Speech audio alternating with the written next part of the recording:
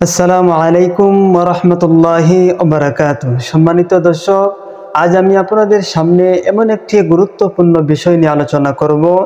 সেটি হলো পবিত্র শবে বরাতের রাতে আমাদের করণীয় ও বর্জনীয় কি। এ বিষয় নিয়ে আপনাদের সামনে আলোচনা করব।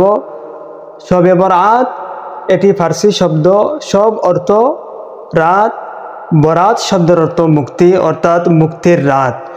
আরবি মাসের শাবান মাসের 15 তারিখ 14 তারিখ দিবাগত রাতে পবিত্র শবে বরাত পালন করা হয়।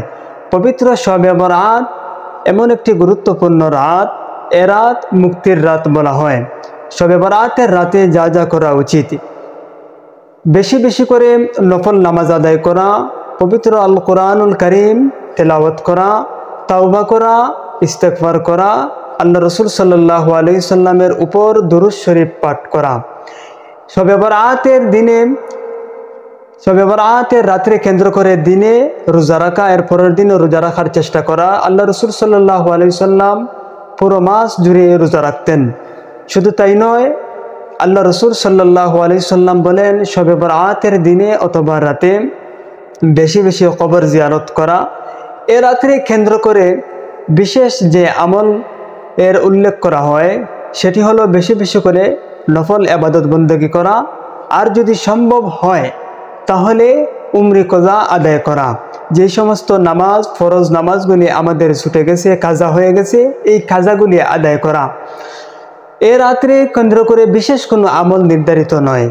যেমন আমাদের সমাজে একটি প্রথা রয়েছে যে শবে বরাতের বিশেষ নামাজ রয়েছে। আসলে শবে বরাতের বিশেষ কোনো নামাজ উল্লেখ নয়, শবে বরাতের বিশেষ কোনো নামাজও নেই। সম্মানিত দর্শক, এমন একটি গুরুত্বপূর্ণ রাত, আল্লাহ রসুল সাল্লাল্লাহু আলাইহি সাল্লাম বলেন, এ রাত্রে কেন্দ্র করে আল্লাহ পাক রব্বুল আলামিন তার সমস্ত বান্দাদেরকে ক্ষমা করে দেন। শুধুমাত্র 2 শ্রেণীর ব্যক্তিদেরকে আল্লাহ রব্বুল আলামিন ক্ষমা করেন না।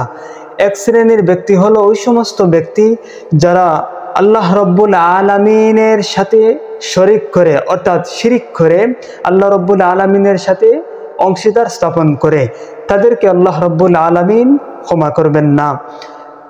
আরেক শ্রেণীর ব্যক্তি হলো যারা আত্মীয়তা ছিন্নকারী ব্যক্তি, ওই সমস্ত ব্যক্তিদেরকে আল্লাহ রব্বুল আলামিন তাদেরকেও ক্ষমা করবেন না। সম্মানিত দর্শক, এ রাত এমন একটি গুরুত্বপূর্ণ রাত, সারা রাত জেগে থেকে আল্লাহ রব্বুল আলামিনের ইবাদত বন্দেগী করে কাটিয়ে দেওয়াটাই উচিত। কারণ আল্লাহ রব্বুল আলামিন এ রাত এমন একটি গুরুত্বপূর্ণ রাত ঘোষণা করেছেন যে রাতে আল্লাহ রব্বুল আলামিন তার বান্দাদেরকে ক্ষমা ঘোষণা করেন।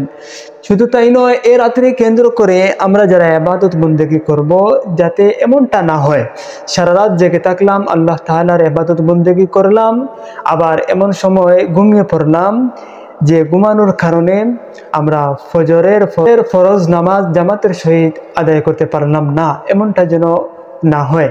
এ রাত্রে কেন্দ্র করে অহেতুক সময় নষ্ট না করা, যেমন খাওয়া দাওয়ার পিছনে সময় ব্যয় না করা, আনন্দ করা, উল্লাস করা, এই সমস্ত জিনিস থেকে যেন আমরা বিরত থাকতে পারি।